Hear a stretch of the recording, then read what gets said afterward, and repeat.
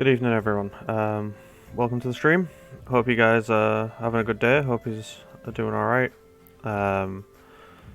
Today is going to be first-person view of Palace of the Dead. I thought, why not? Make it a bit interesting.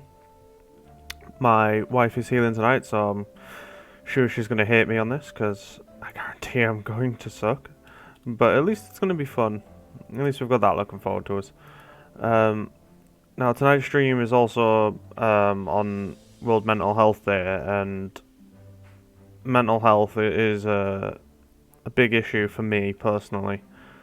The main reason I started the channel is to try and improve my mental health. I don't have a particularly happy relationship with myself. I don't like how I look and I don't like how I sound, so throwing myself in the deep end and starting a Twitch channel, obviously the logical choice to do. You know what I mean? It's definitely the right move. But here I am. Now my own struggle to put in perspective my body issue image. Like, I'm sitting here right now and all I can see is the fact that I've got a double chin and I hate it. And it winds me up like you wouldn't believe. So I try not to look at the camera too much. To the point where in my early 20s I dropped down to around 10.5 stone. I'm not sure what the conversions are for people who aren't British, but it's far too light for me and my body frame, and I looked gone and I looked ill. And even at that stage, I still had this. It doesn't go away. And eventually my dad took me to the gym and decided to try and get me healthy in the right way. So I gained about 4 stone in muscle in the end. It was a lot of training and a lot of hard work. And I also, a couple of years ago, ballooned again after a car accident. I couldn't train, and I ended up putting on another couple of stone, and I ended up getting quite fat, quite big. In fact, I do actually have a picture of myself to show you. I'll see if I can find it.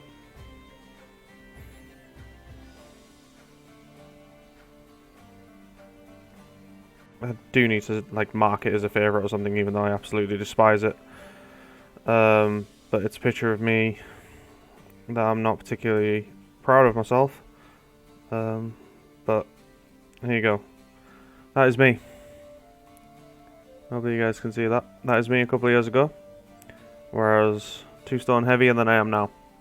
I've put a lot of training effort in. The last week or so has not been particularly great for me personally, due to a couple of injuries and, quite frankly, a lack of motivation. So I need to get my head out my backside and go again. Just struggling a bit at the minute. Hence why I'm here in just a hoodie tonight. I haven't really, unfortunately, made too much of an effort. But I am trying. The stream helps. The stream gives me something to focus on. It gives me something to do, and it lets me hopefully make connections with people that I struggle to make in everyday life. I'm also 3 years sober, so that's good. I did drink quite heavily for a long period of time. I was out drinking 5 or 6 nights a week. Pretty easy. Take one day off maybe. Wasn't really eating a lot. Wasn't sleeping a lot. Just drinking heavily, and it took me to a very dark place that I wasn't in a good way. It's difficult to talk about, but it's actually strangely quite easy to talk about on stream. I don't know if it's because there's the barrier of the fact there's the internet between us, I'm not sure. But it's much easier for me to get it out in the open here than it is to talk to somebody face to face. And again, if anybody else feels that way, that it's easier to talk to somebody online, it's easier to have conversations, please do. I've got a Discord channel. The link's you can find the link below, hopefully, if you're watching this on Twitch, if I've set it up correctly. And you can come on there and talk to us. More than happy to do that. So, if you are ever wanting to talk about mental health or anything, or just have somebody listen to you, I'm here. Let me know. I'm always happy to help, because it is such a big subject. Sorry, I'm gonna mute this music because I feel like it's a bit too loud, and I don't know what it's like for you guys. So there you go. As I said, there is the Discord below for anybody that wants to talk, because talking is something that as a society we need to do more of. particularly on the harder subjects. And it isn't easy, and I know that from experience. I've been dealing with stuff since my teenage years, and as you can see by the greys, I'm an old man now, and I'm still dealing with stuff, but I like to think I'm moving in the right direction anyway. So as I say, tonight's stream is on World Mental Health Day, and I just wanted to take a second to sort of give you guys my story. If anyone wants to ask me any questions about mental health or any of my own mental health issues or anything, I'm an open book. It's World Mental Health Day, and I'm practicing what I preach. So if you want to ask. I'll answer. I've got nothing to hide. Tonight's stream is going to be Palace of the Dead, and as I mentioned earlier, I am going to be doing it in first-person view because I found that hilarious on the Primal runs. Doing Leviathan and Titan was just ridiculous. I had so much fun. So I'm going to be doing it tonight. So I'm going to apologise to my wife already because she is healing tonight's run, I believe. And I know for a fact that is going to suck to be her. But at least I'm going to have fun. So without further ado, let's give you some gameplay. Here we are in the South Shroud. Let's pick up where we left off. I think we're on floor 40. Yes, I'm aware I'm not first person yet. It's still to come. It's still going to happen.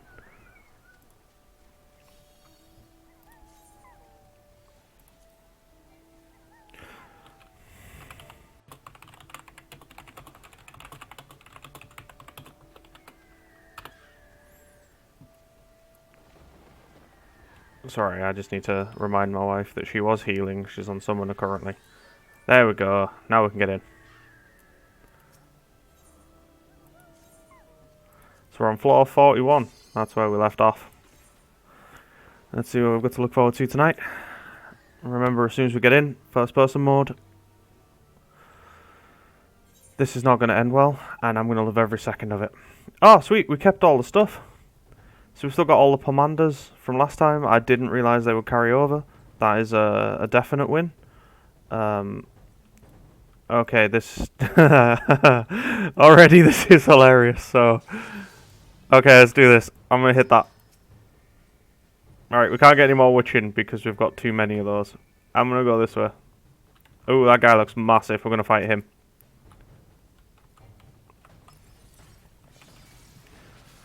I literally didn't... Okay, this is...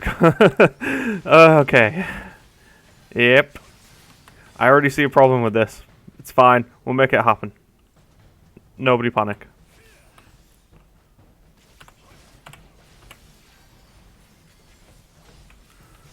Okay, this is just really bright. Oh, there's a treasure coffer. How am I the guy with no... Ah, it's fortune. Oh, wait. If we can't use it, we might... Oh, what am I doing? Might as well use... There we go. You. There we go. We'll use that, because it means we can get this one back.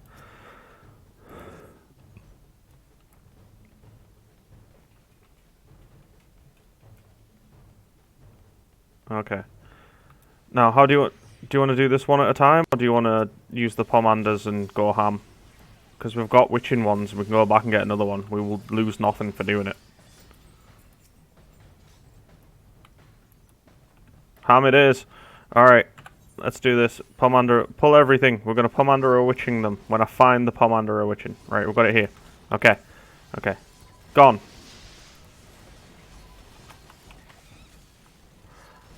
Remember, I can't see anything, so...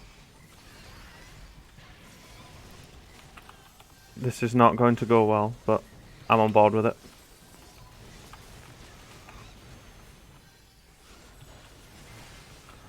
I don't even know why you were worried. We've got a Pomander of Purity, and I'm guessing this one's going to blow up, but I'm going to press it anyway. Oh, we got Lust. Lust is good. Backing away from that. I'm going to go back and get the witching one that we missed.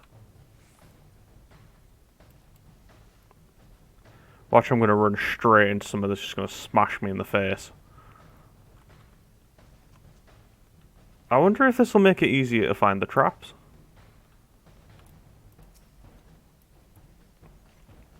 Okay, we've got another witching.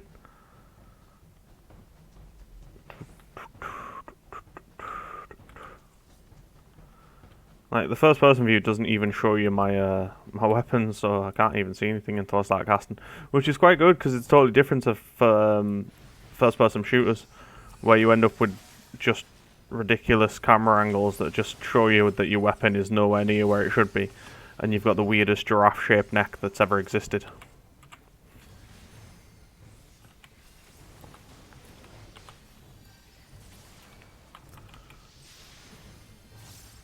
But so far, I feel like this is going well.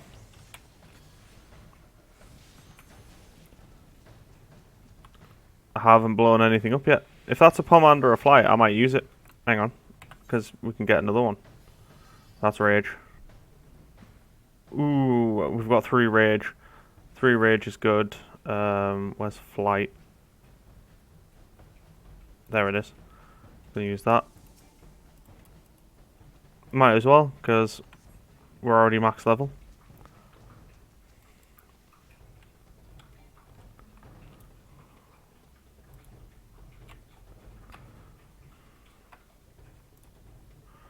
Okay. Oh, is there one of those chests that's gonna increase my armor, or rather not at all, because they never do? I've gone the wrong way. This is much more difficult to navigate than it normally is. It's fine, we'll make it work.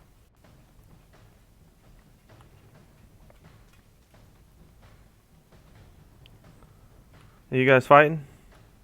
You are. Okay, here I am. Rock you like a hurricane.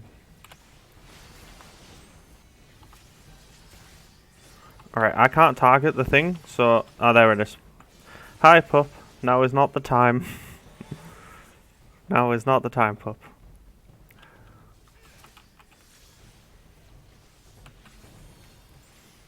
Bye, Gail. For those of you who don't already know or are wondering, Gail is in fact my dog, and she just decided that she really wanted stroked.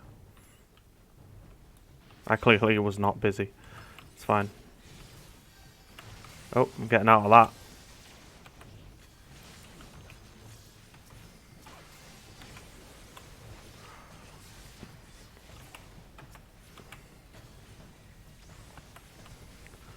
It's so bright.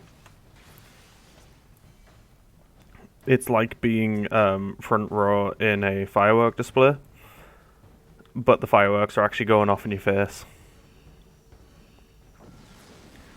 It is that scene in How I Met Your Mother where they go to Barney's house and they're like, you don't even have a TV, and he goes, and then the whole wall's the TV, and they're all like, that hurts my eyes, and he's like, yeah, that doesn't go away. That's how I feel right now. I'm gonna get this. This is gonna be Phoenix down. Nah, it's X potions, I was wrong.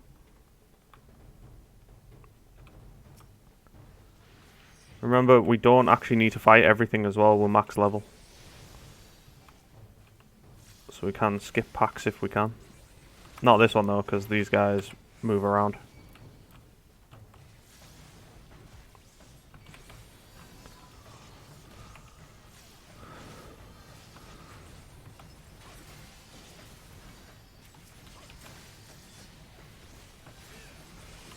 I mean, these guys are like really shit manticores. I feel like I do it better when I use rage.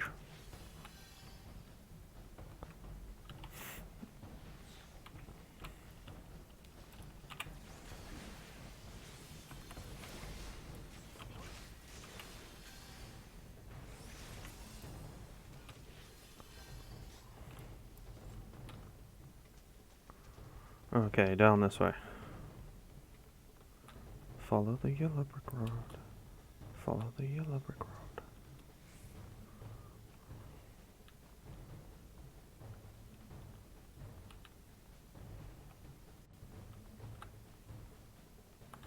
Aha, I'm gonna get this. Yes.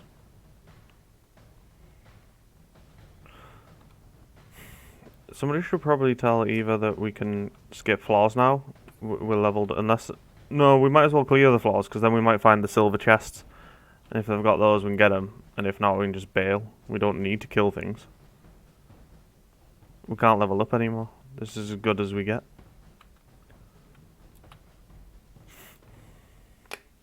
You want me to use the strength? Alright. There you go. Strength used.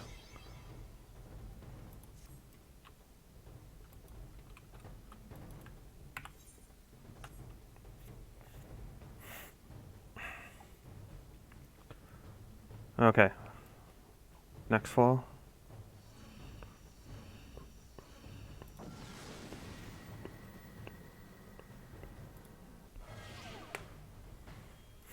For those of you who have just tuned in, no, this is definitely not Skyrim. Okay.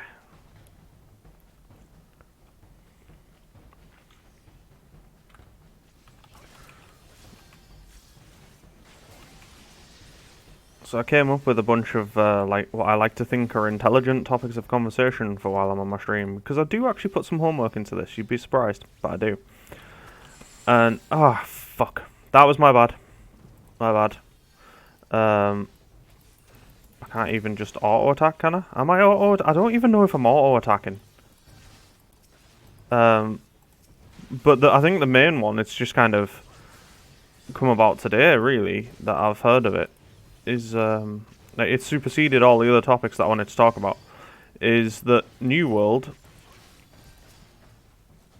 when they launched, they said to people, go on lower pop servers and you'd be able to transfer, and a lot of people in the United States made characters in Europe so that they could, and I can cast again, so they could use those names to hold the names, because it's global naming convention, hold the names for the entirety of like any server globally. And then they were going to transfer those characters onto NA, because they got told they could transfer onto any realm as part of the deal of being able to transfer and whatnot. And people wanted to confirm this, so they asked on Twitter. They were like, is this real? We're allowed to transfer onto any server, we're allowed to transfer onto any like realm, so you're allowed to go from US to EU, or US West to US East, or whatever. And they asked that specifically. The devs at New World answered, yes, you can. So it turns out today, no, you can't. They're not letting you do that anymore. So people started characters on these servers. They've put in like 80 hours of time, say, on these servers to level up on servers that they don't care about, so they can go elsewhere and be with their friends. To be told, yeah, no, we're not going to give you that. I'm going to split up and take this one. So I find, right, so that's where the exit is. That's fine, we'll come back. Oh no, we're fighting them. So yeah, I find that to be quite a little bit scummy of them, especially when they charge you for the service as well. And this one is the one that they're offering you for free for the server congestion being so bad, because they only set the servers off with a 2k cap, which, let's be honest, it's not a lot. So you've got to have like thousands of servers really for the amount of people that pre-ordered, because they know how many people have pre-ordered that game. They have to have those figures. They do. And then they still decided to have no server caps. So instead they've created lots and lots of servers. Now eventually the game's going to die slightly. I'm not saying that New World is a dead game or that it's a bad game, but it's inevitable in any new MMORPG. The population drops. It's fact of life. So when that population drops, what do they do with the extra servers?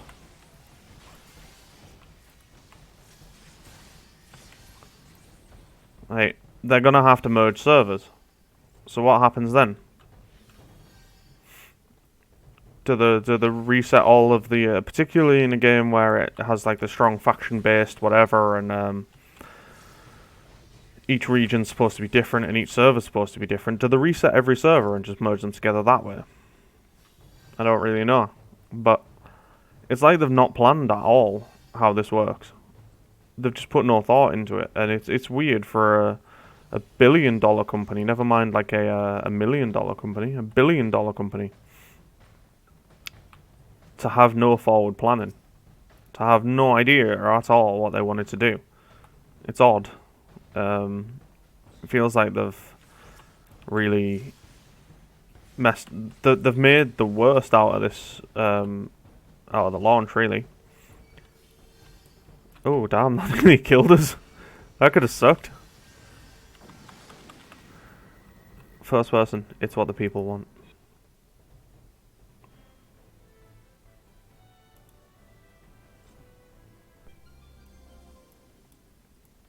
What does Gloom do? Okay. So I got nothing off that. Right, we'll go this way because Eva's already heading this way.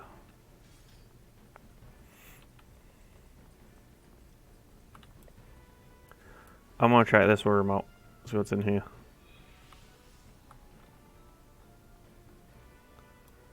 Nothing. There is a mob that is patrolling though, so we're gonna skip that. We don't need that room.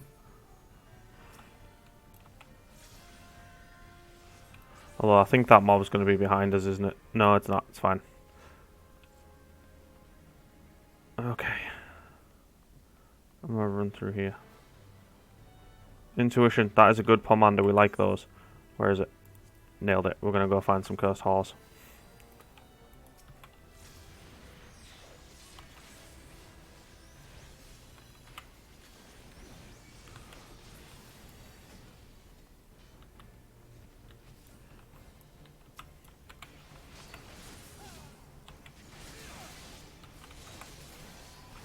Ah, I was hoping to use displacement. It didn't work. Oh, was there a trap? Did I go through a trap? I must have done.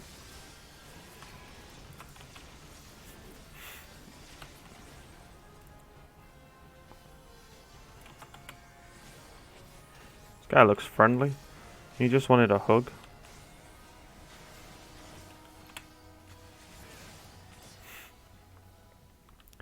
But one of the things I was talking to somebody on Discord about today is how I'm much more casual in gaming than I used to be. I find that my attitude towards gaming in general has changed quite a lot. And I feel for the better. Oh, there's cursed horde there. Right, I'm gonna sneak for it. I'm gonna sneak for it. I'm going for it. I'm not going for it. It was also a trap. It lied to us.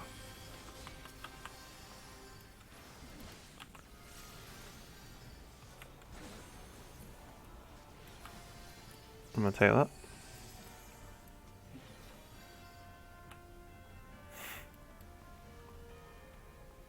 Yeah, I'm significantly more casual in my gameplay style now than I've ever been before. I used to be quite hardcore. I had to be online all the time, had to be logged in all the time, because what if I missed something? There was always a fear of missing out. Particularly, and that feeling is very much exacerbated within an MMO, because a week in an MMO is like a month in real life. If you miss a week, it feels like everything's changed. Particularly if your server or your... That was a luring trap? Do you want me to use the witching? No, we're fine. Didn't really summon anything of note from the looks of it, which is fine. But yeah, if your server or your guild are particularly busy, then a week can feel like a month. A month can feel like a year. Like, everything changes so quickly within an MMO. Like, drama especially as well is all heightened. Everything's kind of heightened within an MMO. So I used to feel like I had to be on all the time, particularly when I was running my own guilds and doing events and stuff. I felt like I always had to be there.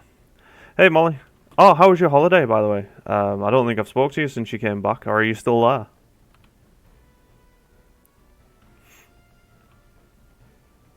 And I'm aware I'm now just sitting here silently because there is a delay between chat and my voice, so it might take you a while to respond.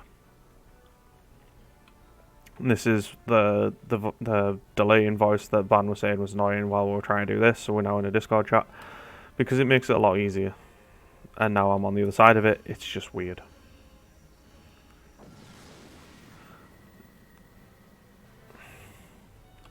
Right, let's go.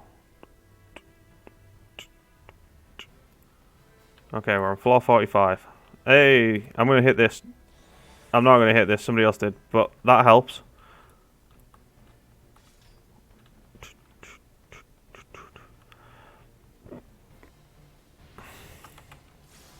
Feels like there's a lot of enemies on this floor.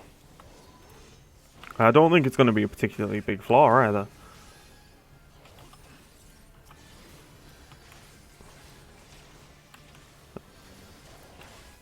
Look deep into the Parker. Ah, crap, I can't do it. I can't move. Yep, saw that coming. Didn't realise that I was standing on nothing.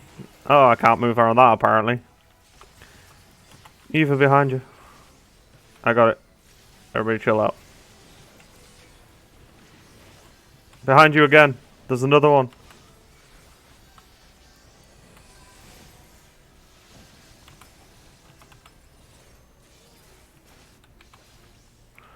Gonna get out of range. I can, but I went through a trap like a dumbass. That didn't end well. Right, we'll try that again. What do we get from him? Something fun? Lust. Right, it's not time for that. It's in here. Oh crap! It's a mimic, and I can't do attacks. Okay, now I can. No, I can't. I can do some attacks because some of them apparently don't count. That's good to know. Sucks to be you. You didn't even manage to get us. It's sad that the mimic doesn't drop a chest when he dies, though. That would have been nice.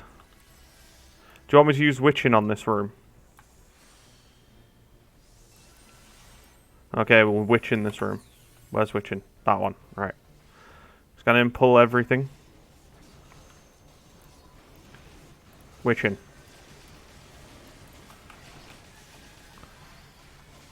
This is what it must feel like to be Gilgamesh from Battle in the Big Bridge.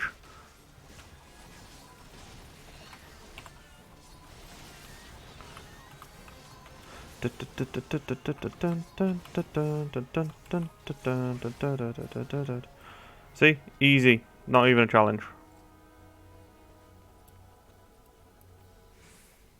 Phoenix down that we can't get. That's what I'm taking bets on. Boom! Nailed it. First time. Oh, there's a mimic. Mimics have to die. They have to die fast. Crap, I don't know. I think that went through. Did that go through? Did we kill it in time? We killed it in time. That's fine. Alright, I'm gonna check this room.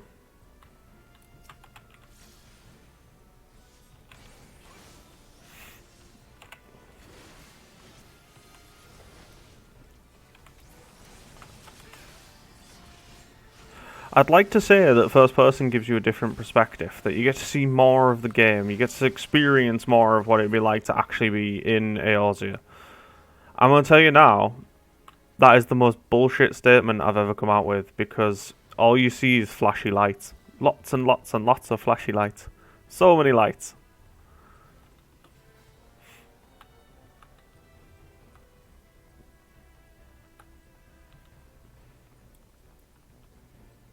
I'm gonna sneak for it. I didn't need to. Right, run away. We made it. This is getting us onto floor 6, so we've got 3 more floors left. Okay.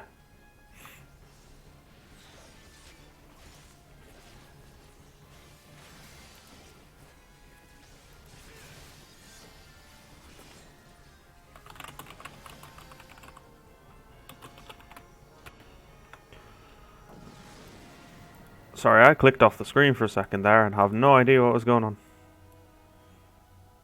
It's fine. Nobody died.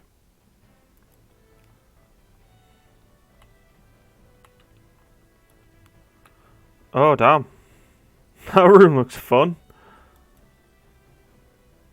Why did it look like he was just standing there going, "Release the hounds"? What are we doing? Ah, crap. We needed to use, we use one of those.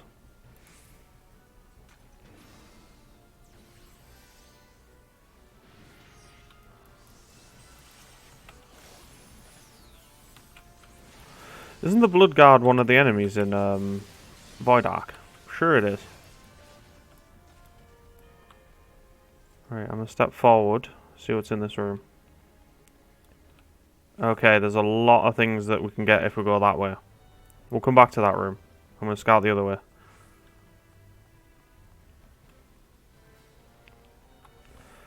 See, now we're getting to the part where Palace of the Dead can be fun. What's in here? Chest. Where's the chest? I don't even... It's there. Right. I'm gonna go for it. Everybody get ready to run. I'm going for it. Pomander of Flight. We can't even use it. Don't even need it. Bail. So we need to sneak through the room that has everything. Okay. Not even gonna Leroy Jenkins. Thought about it. Yeah, we'll use Witching.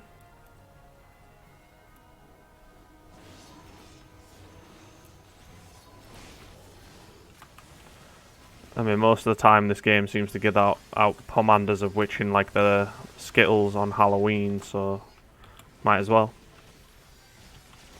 Watch, I've said that and now we're never going to see another one in every floor that we do until the end of the game.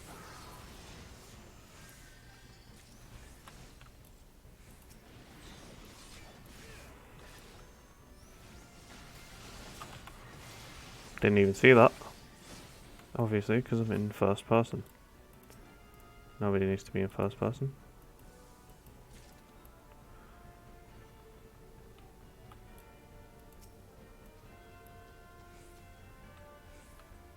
What's in this room?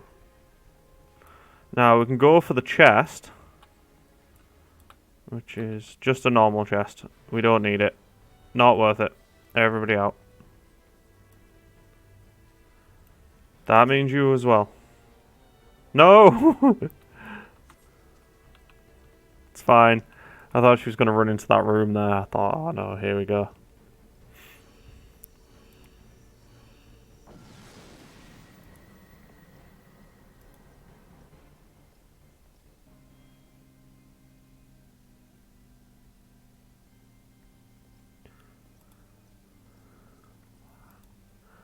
Okay, we're ready to go.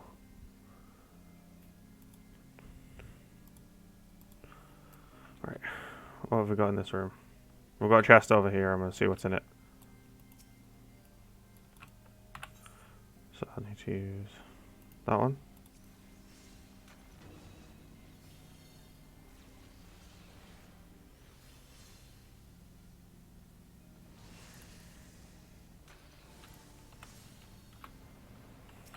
Oh, a dragon. You guys had that covered. You didn't even need me. It's fine.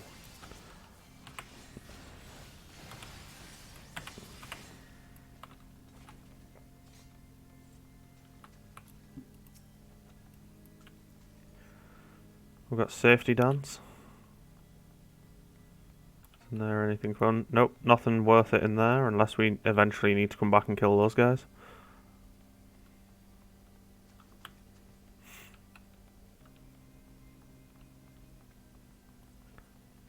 Anything here worth it? I'm gonna go for this chest.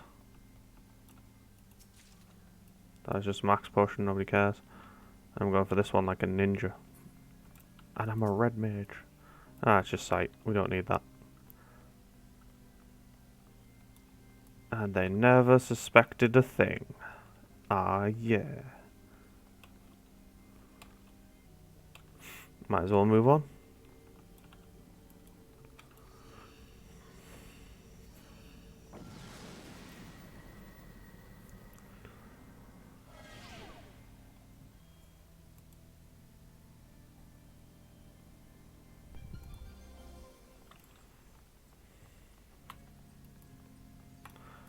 Oh, we've got a Pomander of Rage. What have we got on here? We've got 3 Pomanders of Rage. Do I do it? In fact, I'll keep out of them actually. Might as well. Might as well get rid of the traps though. There we go. Ah, it's a mimic.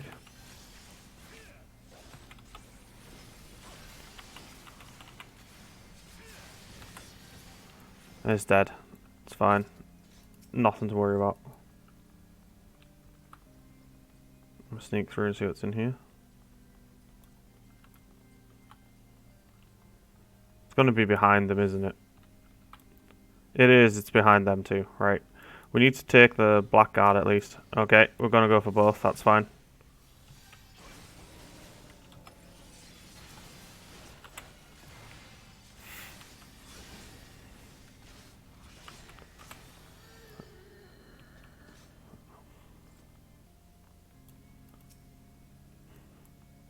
Getting so many Pomanders a lust. The designers of FFFirst 14, super horny.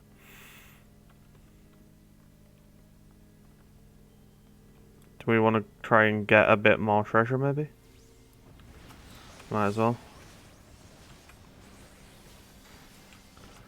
I'm just thinking that we might run into some silver chests, so until we know that there's no silver chests, we might as well continue on as though there is. We know that the thing's unlocked, so we can always turn around and go back if we need to.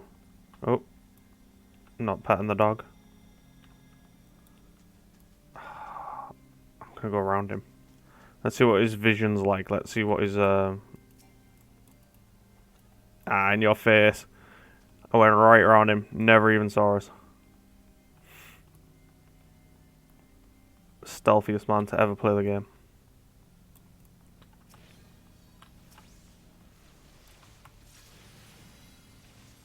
So I have picked the worst class to play. First person. It's so bright every time I cast Jolt. Every time. It's like... it's like fireworks every time. I feel like this was a terrible idea. I'm sticking with it though.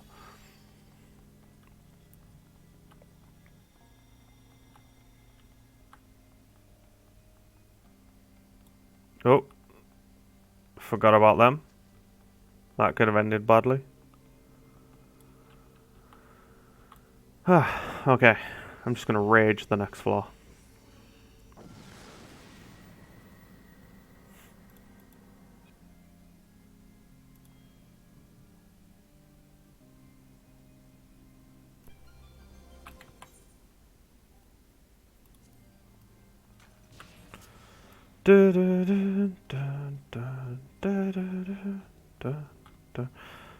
I'm a manticore, I don't even know why I'm singing Jurassic Park.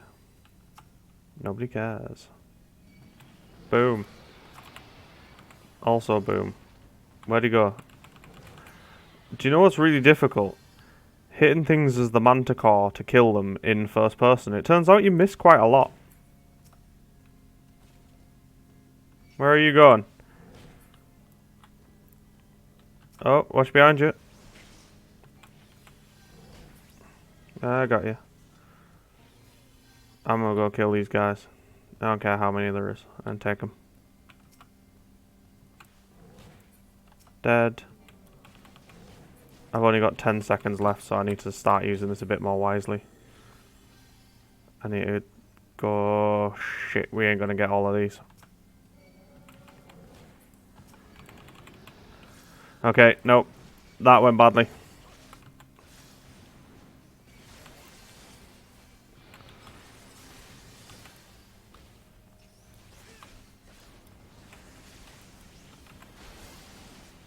We need to kill the other dragon as well, because there's the exit.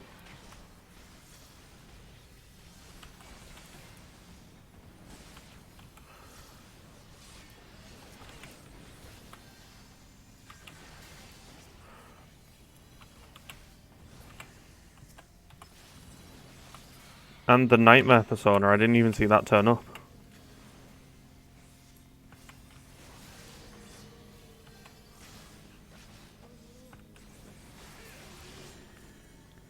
Okay. I'm going to scout out that last room that we're missing in case it's a silver chest.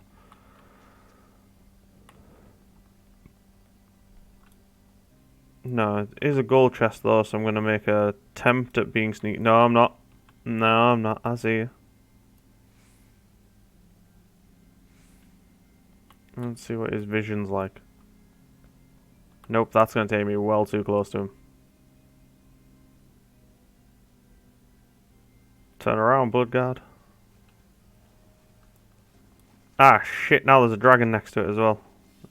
You win this round, dragon.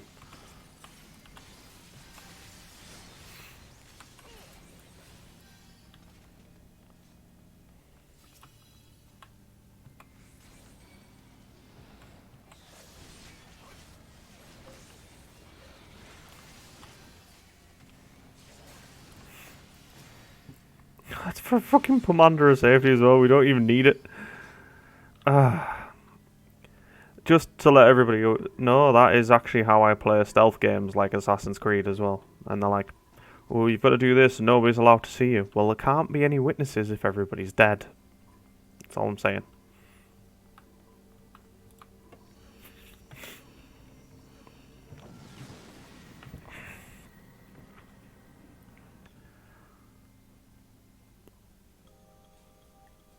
Oh, this is fun music. Oh, that's because this is the final boss. Ban, don't skip the cutscene. It's been a good story in this. And this looks very much like a Halloween, like glamour contest for Final Fantasy XIV, which, by the way, somebody needs to be doing. I am going to enter one, even if I'm doing it in the zone, the only entrant. Therefore, I'm definitely going to win, and I'm just going to buy myself something nice. Call it a prize.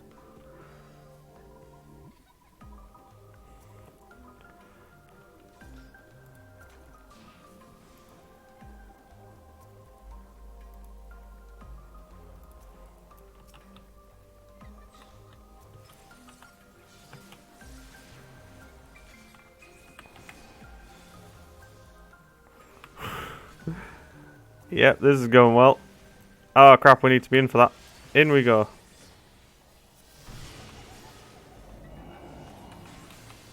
And away I go.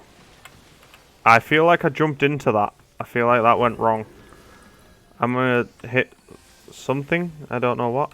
Turn around. That's what I'm gonna do. There we go. Dodge that. I'm out of that.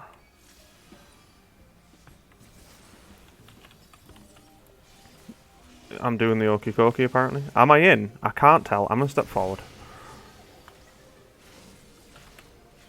So it turns out, first person, terrible to avoid ground AoEs.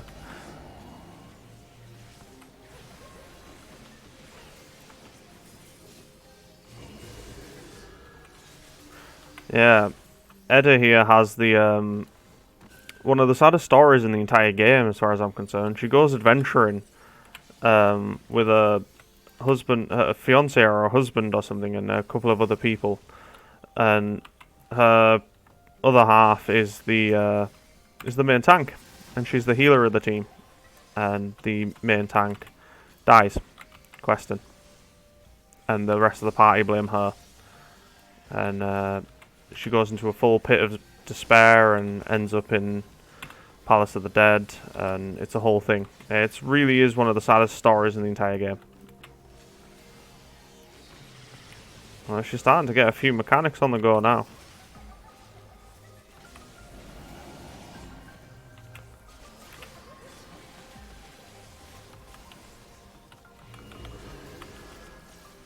I think we've done it. Turn around.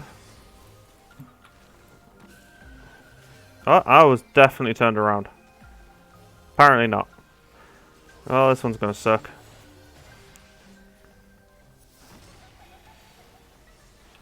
Nope, I'm out of that. We did it. Oh, I got Pomander stuff for that. That's cool. I got Aether Pool, sorry. Was not expecting that. That was quite nice. Ban, you'll have to remind me what the end of this is, because I can't remember the end of the Palace of the Dead story. What happens to Edda? I can't remember. I do know now, though, you can buy Edda's Glamour and Scythe on the cash shop, which I still don't agree with, to be honest. That is one of the topics that I wanted to discuss on my stream tonight, is the monetization of MMOs and the best practice of doing it, because quite frankly you do need you do need to monetize the games, because at the end of the day they are still a business, but it's how you go about it. Like some games do just the box only, like say a Guild Wars. And if you do that, you run into the problem where, because everybody's bought the game, there's no steady stream of income. And that means that you're less likely to get updates and stuff, because, quite frankly, you've already bought the content. So if you're spending the box price of a game at the time of release, that you're paying for that content that is at release. Like New World, for example, even though it has no content, everybody's bought it now for the content that it has, and they're expecting it to be updated regularly for the price that they've paid, and I don't think it will be. I don't think it's going to be updated nearly as much as people seem to think it will. I don't think Amazon Studios are going to do that, because why would they? They've already got your money. Then you've got the free-to-play model, which is great, has no barrier to entry, lets people in, lets you get cracking, but then you run a high risk of pay to win. And pay to win is unfortunately rampant in free-to-play games, because they've got to make money somehow to try and keep the game running and to keep especially in a live service game. And then you've got the version of monetization for a live service game that I prefer, which is the subscription. Now, if you remember back when World of Warcraft started, there was a ceiling basically on what they could earn from you. They'd get your box price at the initialness, and then you would get your subscription. So basically, they had to have it good at the start, and then they had to be giving you enough content for it to be worth you paying every month for a year. So they could get a full year's sub out of you, but that was the max they could get out of you as a person. And then one day the cash shop arrived, and buying one mount is the equivalent of you being subbed for a year anyway. So if you buy the box price and the mount in one go, and you're paying the sub still, suddenly it's not worth it as much. And the amount of content that you start, because it used to be they had to keep the game good for 12 months in order to get 12 months of subscription out of you, and then it became to the point where now they don't, and that's why you've got the 6-month sub mount. We're going to proceed to the next floor. What? Who doesn't? Oh, I think we have to leave to the bank and turn in a quest. So we'll leave anyway, and we'll do that, then bank and turn in the quest for completing this, and then we'll go on to the next bit. But yeah, the sub model, they need to keep it good to warrant you continuously subbing. And then you've got some where you'll get a cosmetic only cash shop. You've got some where you'll get pay for convenience, which is the worst term ever. It's literally letting them get away with designing a bad game and then paying you to solve it. Like the one of the worst cases of this that I can remember from outside of the MMO space was Mass Effect 3. Everybody hated the ending of Mass Effect 3 because it was crap. So they released a better version of it, and then they put it on as a DLC and made you pay extra for it, because why would you not pay extra for a game that you bought already? So yeah, like you've got the cash shop as well in a lot of games, and Final Fantasy 14 is no different. You get the cash shop on that as well. Hey, we're going to floor 5160, so we're into the end game now. So this is where it starts to get a bit more fun.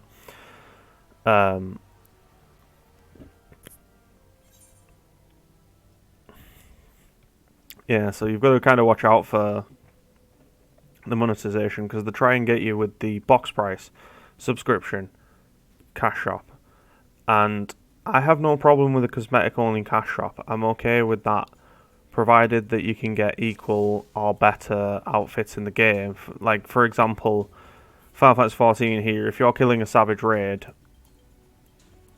or an Ultimate or whatever it is that's the highest difficulty now, then you should be rewarded with the best gear, the gear that matches your effort. If you've gone in there and you've absolutely annihilated it, and you've done a grand job, and well played you, and then somebody's using the exact same fucking glamour as you, but in a slightly different reshade, it devalues your achievement. It does. It really does. And particularly in a game like this, which is massively multiplayer, it devalues the achievement, it devalues what you've done, because people will just assume that you've bought it, whether you have or you haven't. And that's something that comes in with the WoW token as well, which is not a good one. The WoW token's massively devalued every achievement in WoW. But in Final Fantasy 14, I feel like Final Fantasy 14 gets a lot more of a slide than, say, World of Warcraft does, when it comes to monetization, when it comes to the fact that you've got the box price, you've got the sub, and you've got the cash shop model, because a lot of the money that Final Fantasy 14 generates doesn't go back into 14, no. It goes to Square Enix to use to plug gaps in other parts of the business. which is why we had to get a cash shop out in the first place to get Heaven's Ward.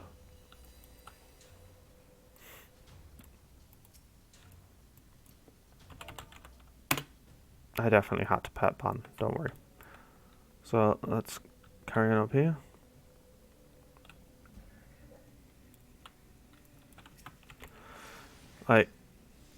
I have no problems with like a subscription. My ideal thing would be subscription only, but I understand the needs to have a cash shop for, especially.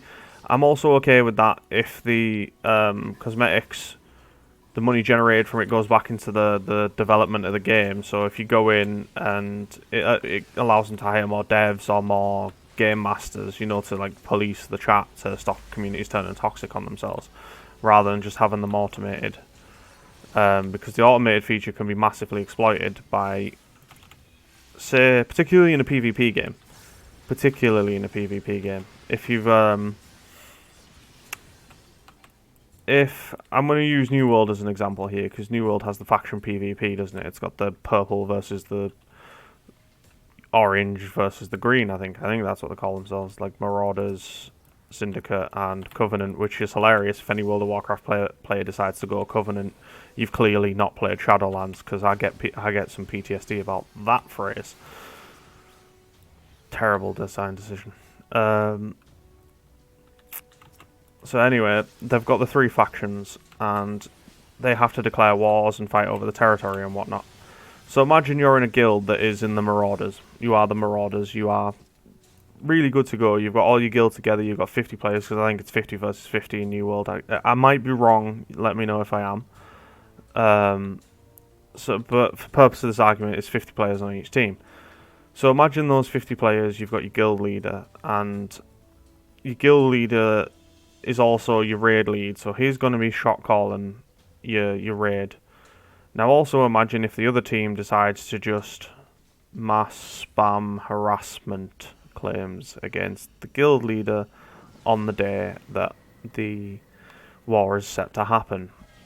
And suddenly the guild leader, raid leader, shot caller gets banned because they've had numerous complaints against them. All because they've not hired GMs to actually police it, so it can cause a lot of problems in that regard. And it's something to definitely look out for. Which is why I think if the money from cash shops and stuff goes back into production and back into the game and back into the running of the game, I'm okay with it. And I think that in regards to the monetization, Final Fantasy XIV gets a bit of a free ride almost in comparison to WoW, and that's because the content in 14 is maintained at a significant, like, a consistent quality. There is still quality in this game. There's parts of it that aren't as good as others. There's parts of it that they had to skip out because of Rona and stuff, the same as everybody else. But they handled it so much better. And sorry, I targeted the wrong thing there because I'm in first person. So yeah, the quality of the game in general, like the storyline in Shadowbringers, fantastic, top draw, really is some of the best JRPG story I've ever played. It's utterly brilliant. So because the quality of the game is still high, it gets a little bit of leeway. But I can guarantee the second the quality starts to dip, people will make a bit of a scene about it, and then suddenly all those things that Final Fantasy does that WoW does as well, but WoW gets shit on for, Final Fantasy will start getting called out on as well. Because, quite frankly, some of the stuff that it does do isn't right. The fact that they give you the option to get previous year's event costumes, but only from the cash shop. Why not just bring them back into the game and have you have to do content to get it? You've got those items now that you created for the summer event or the winter event or whatever. Why not bring them back up and have them be obtainable within the game instead of charging people for them? You don't need to charge people for them, but you do, because it's an easy way to make free money, basically.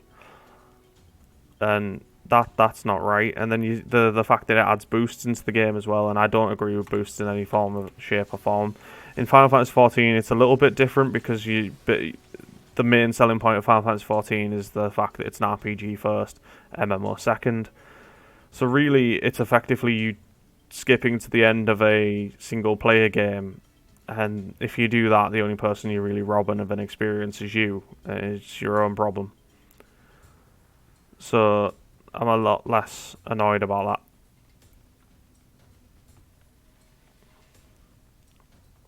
Oh, we're going for the treasure. I'm going for the treasure. Van's got it. It's fine. We'll skip that. What's up here? The way out. And that's it. There's no treasure up here. We'll skip it. So, the cash shop as well, they add in, like, emotes and things like that. And you do get some within, like, the gold saucer, for example. They added quite a lot there.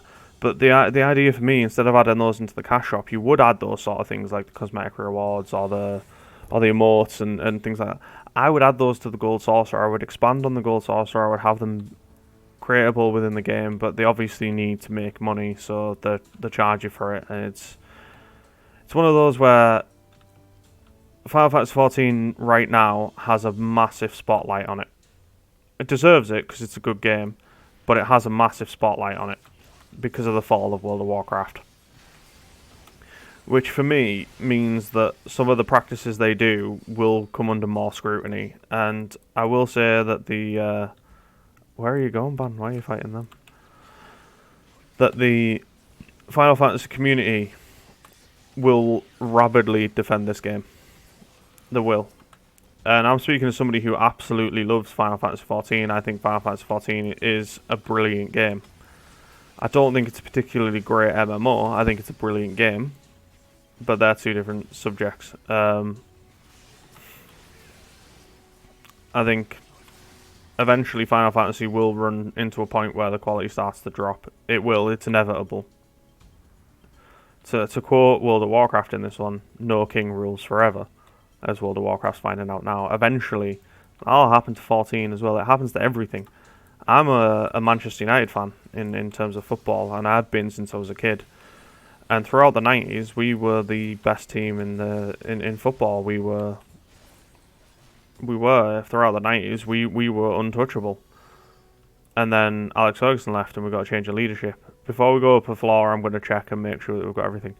And the quality of the team has never been the same since, and we've been taking a big hit. And the same thing happened to Liverpool during the 70s and the 80s, and it happens to literally everything has its time, and everything slowly but surely people get complacent. You see it in countries, you see it in governments, you see it in everything. People get complacent and they stop trying, and that's when things start to go downhill, which is why I feel like Final Fantasy overtaking World of Warcraft might actually end up being a good thing for World of Warcraft, provided that Blizzard don't implode along the way, which is also a distinct possibility. I could see them rebranding Blizzard, and I know there was that fake email chain saying they were doing just that, but the reason why is that is oh crap, I'm dying. The reason why is that the reason why that's so believable is because of the bad press around it. Means that they might want to distance themselves from the name, because the name of Blizzard doesn't carry the same meaning that it used to.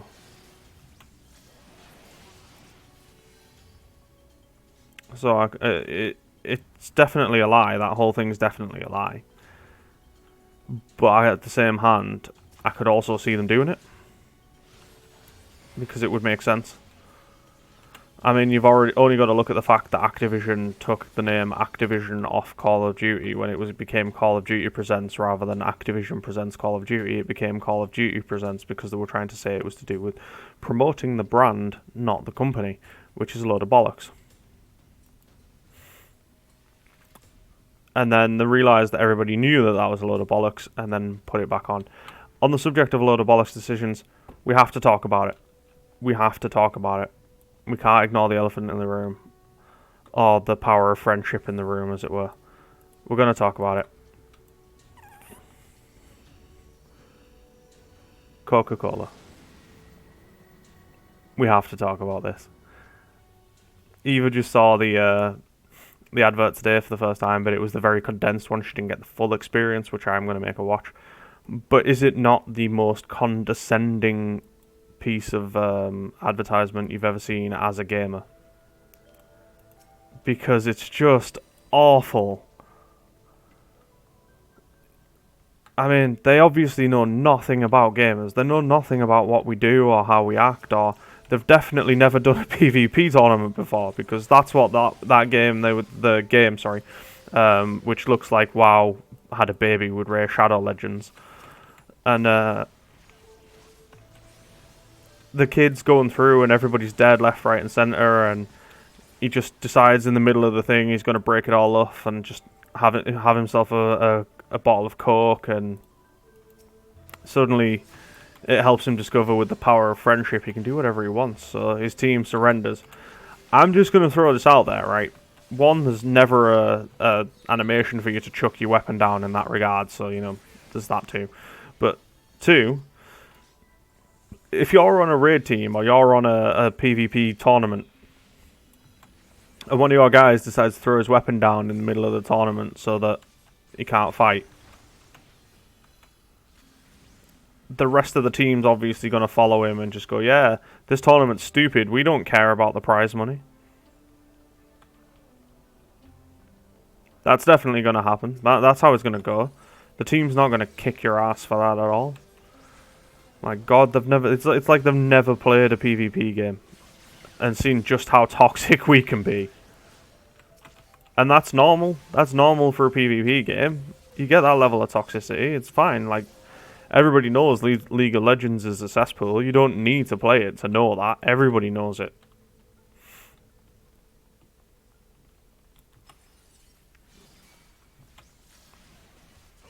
And yet, the power of friendship and a bottle of Coke, and they've righted the wrongs of the world. They're gonna go into the Middle East and have the Taliban making daisy chains because they decided they were gonna drink some Coke Zero.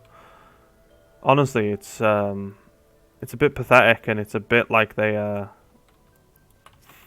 it's a bit like it was an advert created by somebody whose kid plays a video game and that's what they think they do. It's a bit like my dad was like, this is what gamers are like, but we're going to do it with the power of friendship and Coke. I'm like, that's the wrong type of Coke for that kind of friendship, pal. And it's just, it's such a condescending advert, and I can't understand. They'll have pumped millions into that, given that to an advertising firm who will have thought this is amazing, and it'll be some 40 or 50 odd year old dudes who've never played a game before in their life, because quite frankly I'm 33, and even my generation, we were only just sort of starting to play video games and starting to get into it that way, and even then a lot of people still didn't outside of FIFA. So the whole video games taking off came after me, so it's from people before me who, quite frankly, the idea of playing a video game meant that you're a nerd.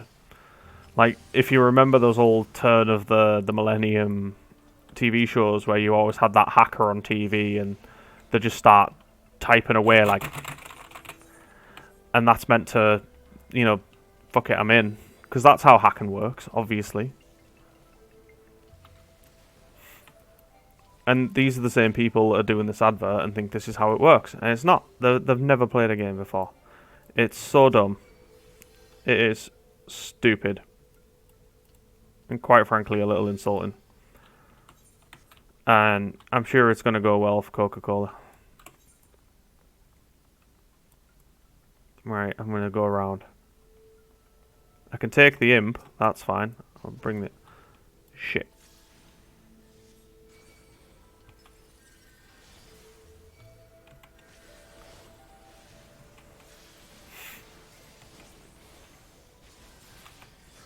But it doesn't surprise me that Coke are wanting to move into the video game market, by the way, because for anybody that's not aware, video games are now the biggest sort of entertainment industry in the world.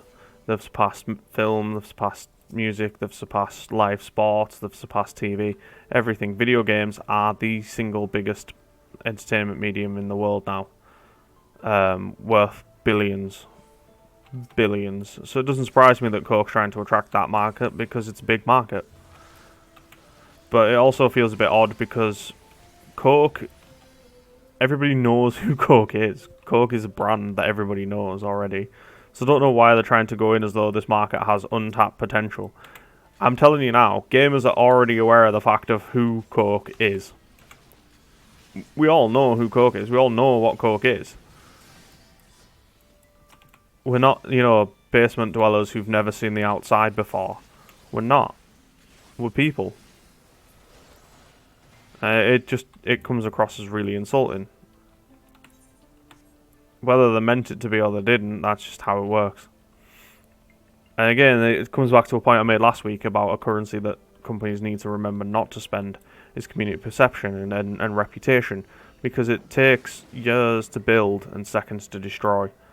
And I feel like this advert is a terrible, terrible decision, and they should just drop it and move on. But they won't. They'll run it for ages, and, real magic or whatever the hell they're calling it. Because, oh, Mimic.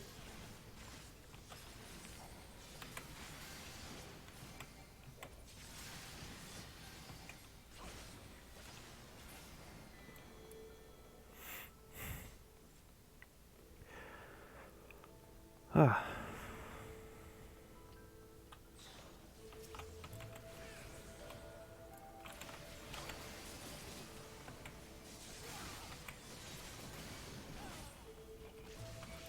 Oh, damn, I didn't even see that guy. So what has playing Palace of the Dead in first person taught me today? That Final Fantasy XIV is bright.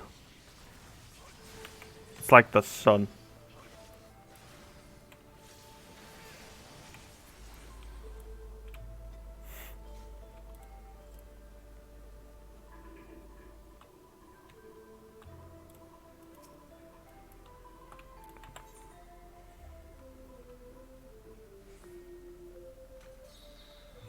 Aha. Eva's got it. Okay. We don't want that treasure chest. It's a bad treasure chest. Nobody cares.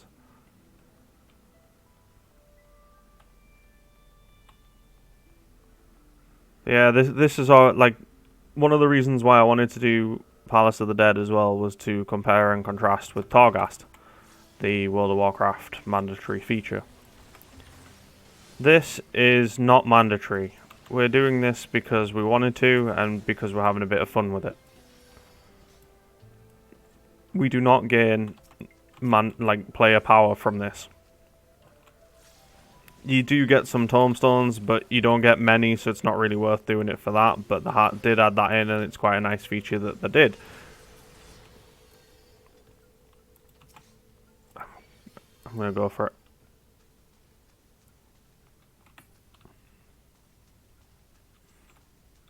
And I'm not even a ninja.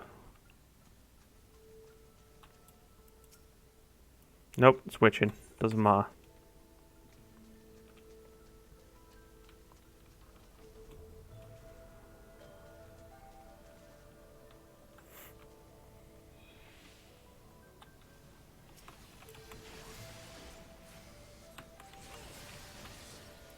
So yeah, I wanted to compare this to Torghast. As I say, this is not mandatory.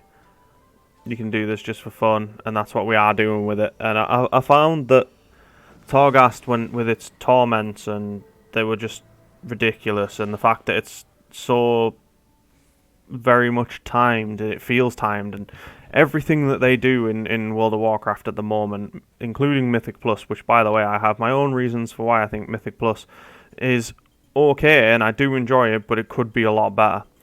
And it comes back to this idea that they just keep adding timers onto things because it's a lazy design to add difficulty. It's a lazy way to add difficulty, is just make it so you've got to do it fast. It's lazy, and it's horrible. Whereas, what I would rather Mythic Plus was, and this is just me, is I'd rather there wasn't a timer. And realistically, the way you can do it is you do the dungeon on a level, and the bosses and whatever are so hard, and eventually you just keep going until you can't physically reach the end anymore. That's how I'd rather do it, like scaling difficulty that way, where it doesn't matter how long it takes as long as you get to the end. And I'd rather see what we could come up with that way. I'm going to use a witching.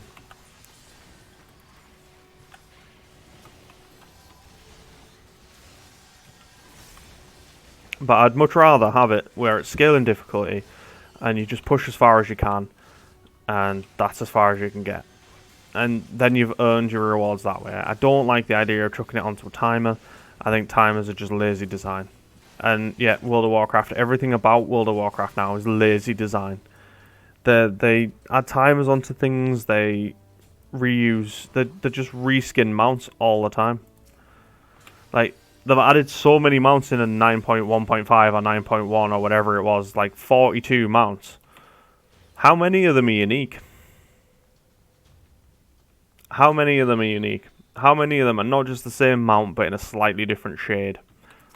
Like, look at the mount you get for the... Is it the 15s, the one that's the hand? And last season's it was like a blue, and this season's it's like a slightly off blue. But they can release Articuno for 6 months on the fucking cash shop. Or you can buy it for 20 quid.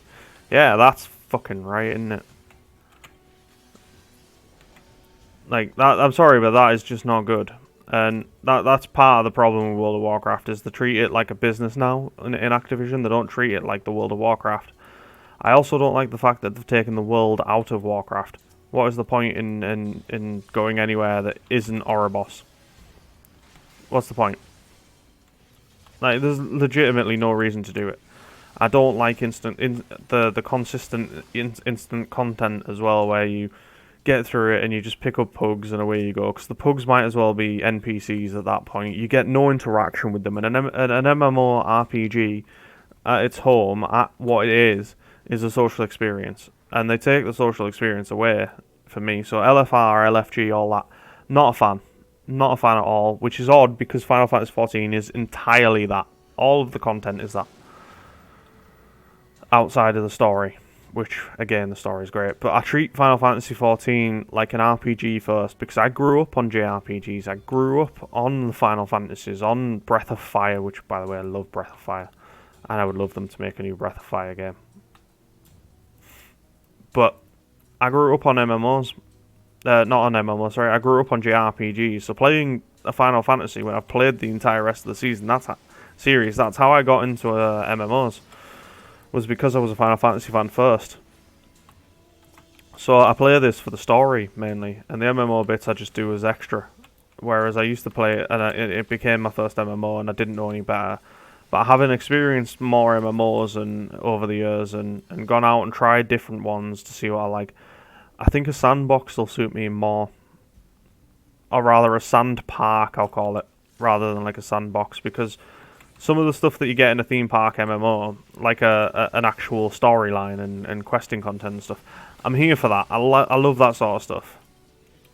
I love that sort of stuff in RPGs, whereas in MMOs, I feel like they've taken a lot of the RPG away from an MMO RPG recently. I feel like, because of how instance it is.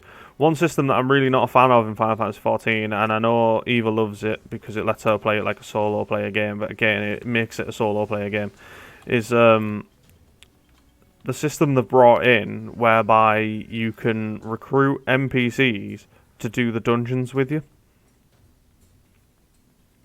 So now you don't even need actual fucking people to do the dungeons. Like, for reals, you don't. You can just go and do it. You go pick up the Scions of the Seventh Dawn and away you go. You go into your dungeons.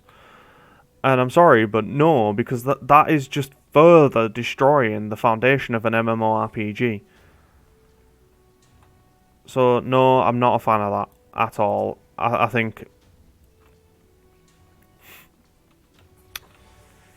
more needs to be done in that regard. Like, more needs to be done to bring the social side of an MMO back. More needs to be done to make guilds relevant. I think guild housing or guild halls would be a massive improvement. In games like World of Warcraft as well, which I still can't believe doesn't have a housing system. It's just stupid at this point. It's just them being some. Oh, I forgot we've got garrisons, don't we? That's a thing. Everybody loves those. They're totally relevant. And then they gave you the order hall as well, which was like an almost version of it. And instead, we're left now with like no content because they don't add anything for 9 months. So no, World of Warcraft's pretty crap right now.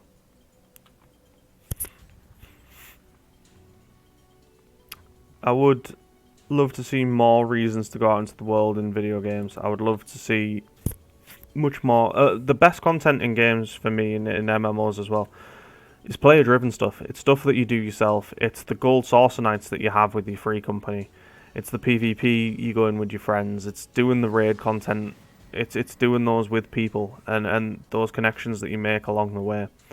That's where the MMORPG genre shines. That's where it's better than any other genre for me, including like if I want really good gameplay and stuff, I'll go play a game for that. I'll go play an ARPG. I'll go play Dark Souls. I'll go play a first-person shooter for that really crisp experience. I'll go do that. I don't play MMOs for that. I don't want. If I get that within an MMO, great, but that's not my primary focus. I play an MMO to be part of the story, to be part of the world, and I don't mean the story that the content creators, like the writers and whatnot, have written for the world.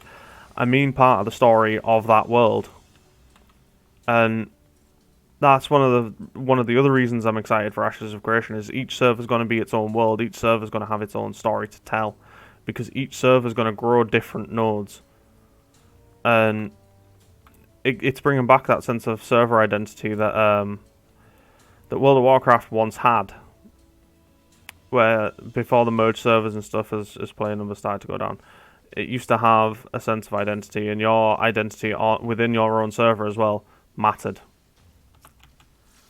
You couldn't, because again it comes back to that LFG, LFR sort of stuff, you couldn't just boot somebody and replace them within 10 seconds. You actually had to have people. Yeah, your reputation preceded you. If you were a dick in dungeons and you didn't pull your weight, or you rushed ahead of the tank all the time, or you constantly stole it, you wouldn't get in. You wouldn't get invited to stuff.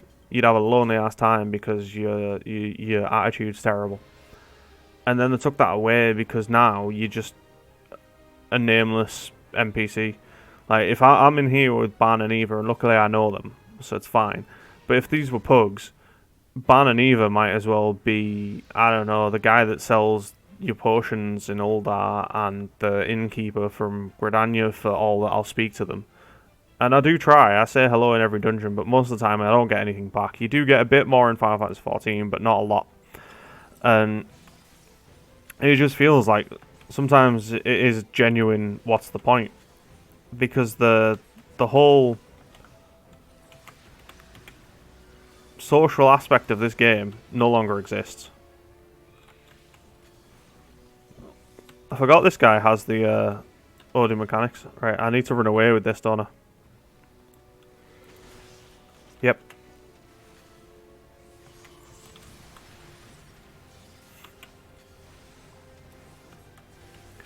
So I have quite a lot of strong opinions on MMOs because I've played so many, and yet none of the MMOs currently hit what they should be hitting. They don't. They all fall short of what they should be because they've regressed as a genre. It's regressed because it allowed itself to be overtaken by the people who just want to make money. The likes of your Activision guys, the likes of Bobby Kotick. Bobby Kotick could not give a flying fuck if World of Warcraft is a good game or not. Bobby Kotick cares how much money World of Warcraft brought in this quarter, and that has come at the expense of the game, and it's quite sad. And we've regressed as a game to the fact that they've taken a lot of stuff out. The sense of community is gone. The general MMO-ness of a game gone. It's very rare that you see a lot of people all in one area, like doing content together. It's very rare. The idea of going out into the world to achieve something now doesn't exist. Nobody does it. Because what's the point? There's nothing out there for you. So I was hoping that New World would bring some of that with it and improve on that a little bit. And it just hasn't. It's fallen flat. And people are saying that you'll get 3 months of gameplay out of this at the moment, at best, out of New World. Because they've just not got the content. They haven't got enough going on within the game. And I don't see that changing anytime soon. I don't see them. I don't see them doing better with it, to be honest, and that's quite sad. Because it's a waste of potential. The game's released a year too early. It's released underbaked because they only added in a bunch of the MMO elements, particularly the theme park elements like the questing and stuff like. They only added that in 6 months ago, and that's not enough time to get that ready. That's why all the quests are the same quest. Go to location A, kill 5 turkeys, and then you come back. Go to location A and kill 5 turkeys. Okay. Go to location, and you're stuck in a time loop. And that's what the question's like in New World, and it's because they don't have any content, and they need content. And they were probably hoping for people to create their own content because it was originally a survival fort building game, and they've kept a lot of those elements in, but they've also got rid of quite a lot of them, and they changed it into an MMO, and then it was going to be a PvP focused MMO, hence the factions. And I do think that arbitrary faction conflicts in PvP can be a bad thing. It's better when it's guild versus guild, in my opinion, because there's more of a personal connection to it. But then they had PvP always on, which is fine. Have PvP always on. I'm okay with that. That sense of danger within the world is fine. But there also needs to be checks and balances to stop it from just becoming griefing. Like, I'm level 80 here and Ban's level 37. If we were to have PvP with no scaling right now, I would straight up murder him. There would be no fight. It would just be a murder. And that's not PvP. That's not competition. And anybody that says that that's the sort of PvP that they want, don't want PvP. They just want to win. They don't give a crap. They just want to win. They don't want to have that feeling of being better than somebody, like of being genuinely better than somebody else. They just want to be better than somebody else. And it doesn't matter. They're the sort of people for me who will spend real money to win in a pay to win sort of economy. They would pay the money and not feel guilty about it because they don't want the competition. They don't want the feeling of success that way. They just want to win. Either that, or they just straight up want to bully somebody. They want to feel superior to somebody, which is why they'll go after the weaker players. They'll go after the new players. So Ashes of Creation, when that releases, is going to have its corruption mechanic. And I don't know if that goes far enough. I wish it did. I don't know if it does. I feel like people will still exploit it. And that's a real worry for me going into the game. Now, I don't mind PvP. I don't even mind being attacked, and I know that's non-consensual PvP because I'll always try and fight back. I may not win, but I'll always try and fight back, and I'm okay with that. But there's a lot of people who primarily just do PvE content, and they're not interested in PvP. Because the hardcore PvP crowd, for all they're a very vocal people, they're very much in the minority. Very much so. The hardcore PvP crowd needs to realise that they are a small fish in a big pond. And not everybody's interested, because the biggest MMORPGs in the world today are Final Fantasy XIV and World of Warcraft, and they're both PvE. Even in old school RuneScape, and RuneScape's one of the RuneScape is currently the biggest sandbox MMO for me. And even RuneScape, the PvP is irrelevant. People want the PvE content because PvP is not big content. It's not as big as people think it is. The crowd that really are vocal, we want PvP, we want PvP, everything is PvP, need to realise that PvP is a sideshow. PvP is a sideshow to the main event. The content in an MMO, PvP matters more. PvP is what keeps you there.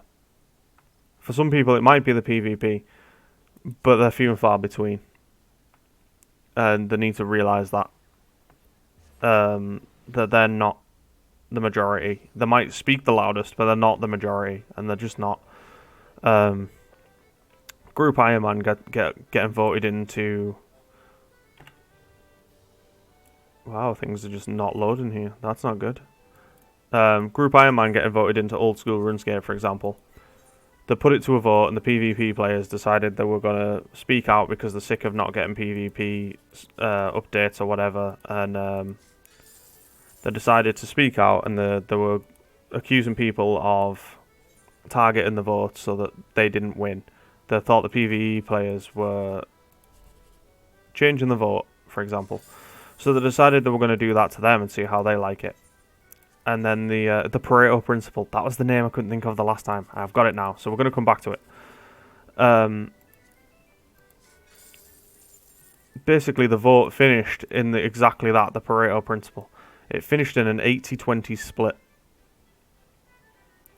It finished with 80% of people in favour of bringing in Group Iron Man, of bringing in PvE content, even though the PvP people tried to mobilise themselves to vote against it. It turns out they were only 20% of the population, the people that voted for it. Like I said, it is not as big as they thought it was. PvP is not such a big deal. Look at the games that have tried to be hardcore full loot PvP games. Mortal Online sucks. Died.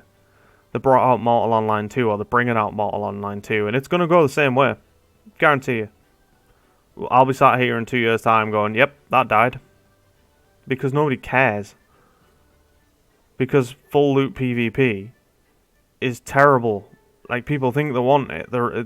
This is the Blizzard adage that you think you do, but you don't. You really don't. Because all that revolves down to is naked people fighting with level 1 spears because they're afraid to lose gear. That's what it comes down to. And that's going to happen with this, and nobody's going to care. Nobody's going to want to play it. And you also are going to get in New World as well. I think they changed it to make it so it was opt-in PvP, which has taken out one of the core concepts of the game, one of the core pillars. It was going to be hardcore. That was the game crowd they were going for, because they decided they wanted to reach this wider audience of PvE players, because it's a bigger market, right? Let's just be honest, it is. So they wanted to reach the bigger market, which is fair enough. You'd go for it. It's what you would do as a business. But they've not pleased the PvP crowd, because the PvP change is not very good. And they've not pleased the PvE crowd very much, because there's no content. There's nothing to do PvE-wise, because they only added it all in 6 months ago.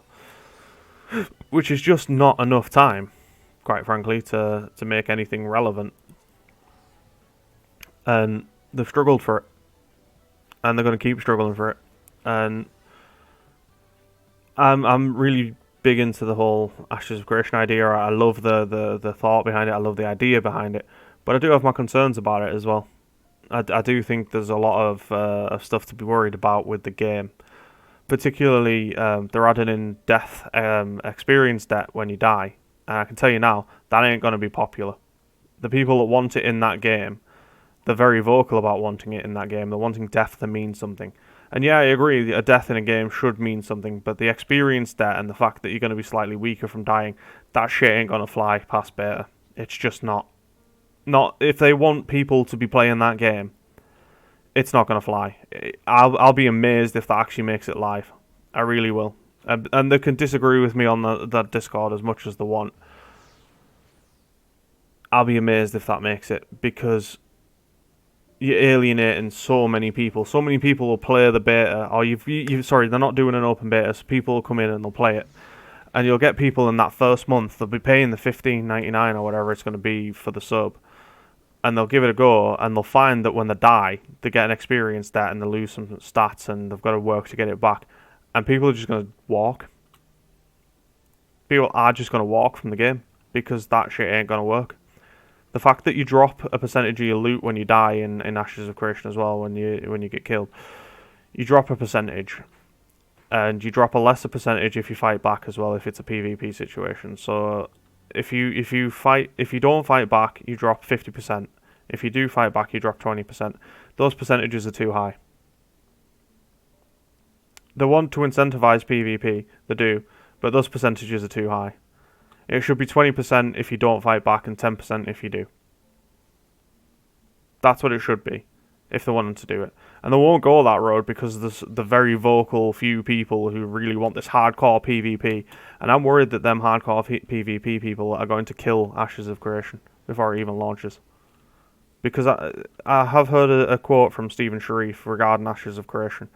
And I do agree with him on it to a point. He said Ashes of Creation is not going to be for everyone, and that's okay. And that is okay. But it needs to be enough people to keep the lights on. It needs to be for enough people for the game to actually stay relevant. It needs to be for enough people for the game to thrive. And unless they make certain changes, it won't. And I'll tell you that now. And that is a genuine worry I have about that game. I want it to be successful because I love the idea of the node system. I love the class system. I love a lot of the stuff that they're doing that way. They have so many good ideas, and I'm worried that they're gonna ruin it because they're pandering to a crowd who are not as big as they think they are. I still think that PvP should be on all the time. I think that the idea of dropping some loot when you die is acceptable, but I think the numbers are too high. The numbers that they're talking about are too punishing. And all that's going to do is be a barrier to playing.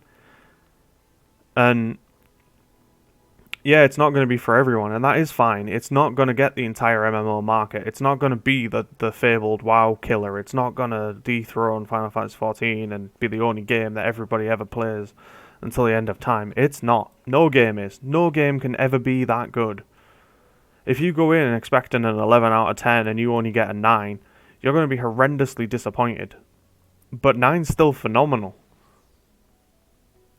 Just nothing can live up to the hype that you're creating for it.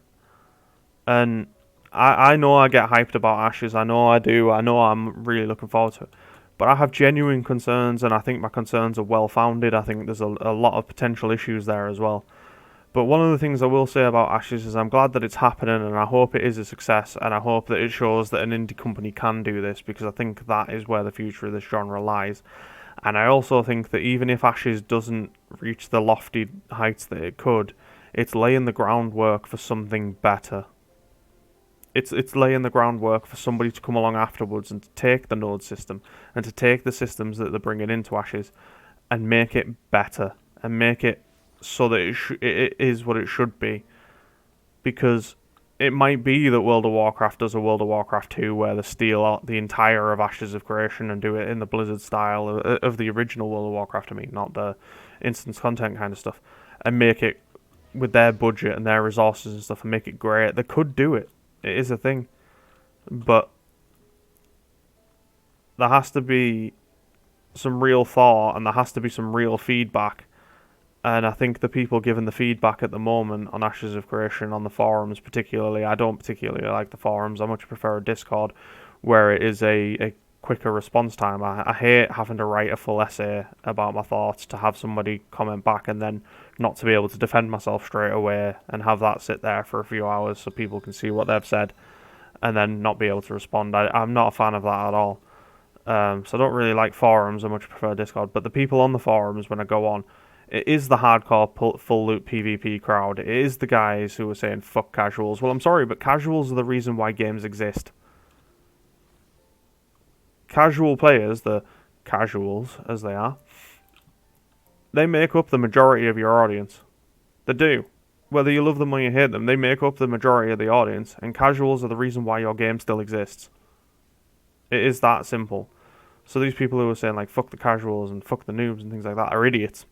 Frankly, absolute morons, because if the casuals go away, you're left with only you and your friends. And nobody's making a game for 5 people. Nobody. Particularly an MMORPG with the amount that it costs to go into there. People need to realise that the world does not revolve around them. That they are not the singular moment in the MMORPG universe. That they are not the be-all and end-all. Just because they want something within a game doesn't mean that it has to be within a game, because it can be that you want it, but it is not for the good of the health of the game. And I will say that the numbers they're talking about on the loot that you drop and the XP debt too high, and they're going to cause serious problems for that game. and they're going to come out in Alpha 2 and Beta, hopefully. Hopefully they realise that one, because Alpha 1 they didn't really have the PvP on long enough for me to be able to show you that that was a problem. And that's a problem that they've made themselves by listening to the wrong people. And that's what it comes down to with feedback as well. Like, that's why I think World of Warcraft spent so long advocating that it was just doing like raids and PvP and Mythic Plus and only giving a shit about the high end content within those. Anything else they don't care, because they're the only people that were listening to the feedback of. So the world content died. They brought out World Quest 2.0. It's a joke. Final Fantasy 14 doesn't do a lot of PvP, but it doesn't need to. It's not a PvP game. There is no PvP here. It's entirely pointless. It's a story-driven MMO. And I do think that there's a lot of change that needs to happen within this industry. There's a lot of within the genre specifically. Sorry, there needs to be a lot of changes. There needs to be a lot of change in mentality as well, because the biggest problem that the MMO genre has for me is that they went after the single player market, and that's why you get LFG and LFR. They went after the single player market because it's huge. The single player market is massive, and that's where you get all of the money from. And they went after that and forgot the core values of the genre. And I feel like the genre is worse off for it. But anyway, I've been sat here talking your ear off for a good 20 minutes now because we've finished the Palace of the Dead floors, and I didn't think we'd have enough time to do another one on the stream. So I'm going to call it there. And thank you to everybody for watching. Thank you for everybody for, particularly for Ban and Eva for taking part. It's always appreciated. If you haven't already, please, follow the channel, join the Discord, have conversations. I am trying to build a community. I do want to have a community of people where we can sit and discuss MMOs, because you don't even need to agree with what I'm saying. You don't, by all means, disagree with me. Have that conversation. Tell me I'm wrong. I'm happy to sit and listen. I am. And also, with today being World Mental Health Day as well, particularly on today, look after yourself. Take 5 if you need to take 5. Go watch a film, read a book, just get out of your own head for a bit if that's what it takes. If you feel like you need to talk to somebody again, I'm mentioning it again, the Discord's down below, join me on there, talk to me. I will listen. Because whatever anybody's going through, if you are struggling, you don't need to you don't need to struggle alone.